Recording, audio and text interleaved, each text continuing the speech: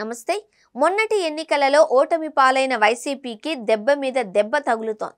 వరుసగా నేతలు పార్టీని వీడుతున్నారు. తాజాగా ఉత్తరాంధ్రలో కీలక నేత తమ్మినేని సీతారాం కూడా పార్టీని వీడేందుకు సిద్ధమయ్యారు అని తెలిసింది.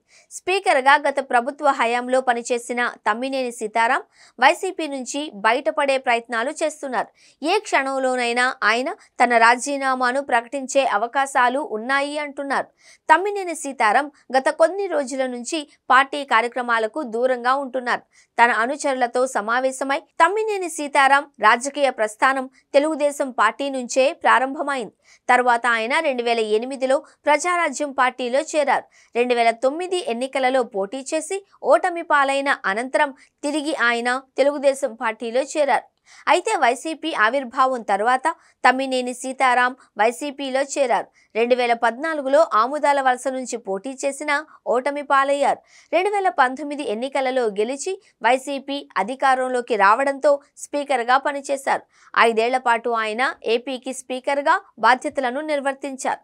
అయితే తమ్మినేని సీతారాం గత కొంతకాలంగా పార్టీ హైకమాండ్ తీరుతో అసంతృప్తిగా ఉన్నారు అని తెలుస్తోంది.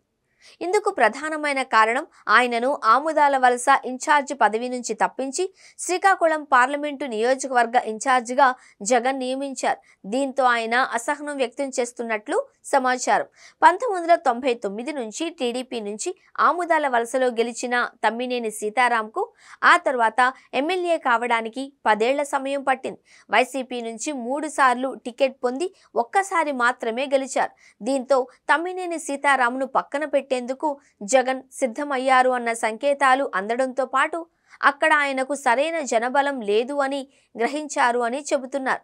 అందుకే సీతారాంను శ్రీకాకుళం పార్లమెంటు నియోజకవర్గ ఇన్ఛార్జిగా నియమించారు అంటున్నారు.